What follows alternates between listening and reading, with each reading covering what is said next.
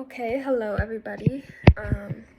This topic for this week is really interesting, and I really love how deep and personal this is. And I know this might not be for everybody, but just being able to share my experiences and hear what other people have to say, I'm excited for it. So, the first topic I really want to focus on is kind of about the study that we looked at a couple weeks ago and how people may be hesitant to commit to intimacy, or it might be a challenge for them.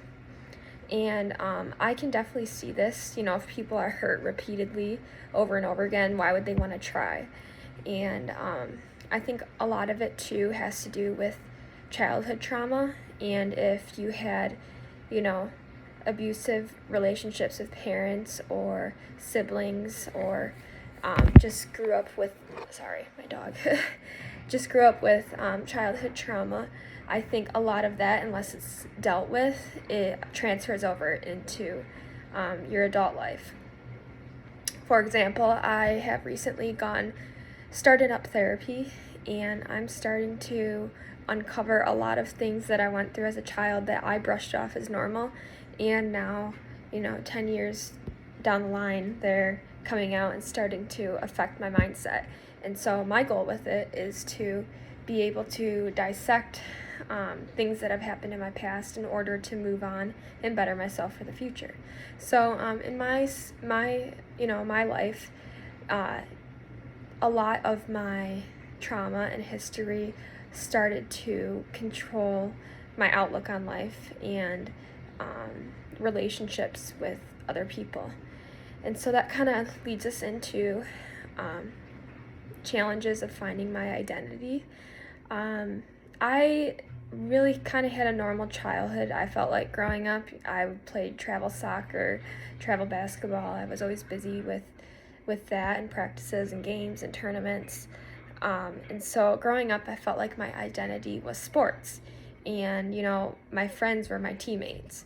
And in high school, my parents went through a divorce, and I was going through a lot, and I decided to quit because my parents couldn't really afford travel sports, and there was just a lot going on. So since then, I feel like I don't have anything that I identify with.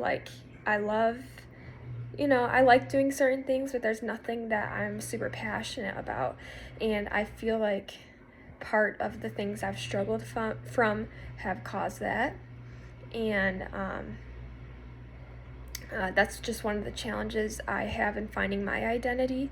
I feel like I'm pretty confident in who I am as a person, and I know what I want, and I won't settle for less, but I'm still searching. I'm not sure what I want to do. I know I want to help people, but I'm not sure what my true calling is in life right now. So one of the questions, what are some things you can do today to create your identity? And I think just trying new things. Especially since COVID, I kind of really figured I need to find something I am really passionate about. And so I'm not the most crafty person, but I decided to start doing some DIY crafts and everything. And it wasn't really for me, but at least it was something I tried. I feel like the exercise, healthy, workout 24/7 thing was kind of my identity when I was growing up, because I was always at soccer practice and basketball. And I'm kind of over that, where I'm to the point now where I'm like, it doesn't interest me. I'd rather do something else. But lately, I feel like my identity is just living a healthy, simplistic lifestyle. I have been a vegetarian for almost 6 months now.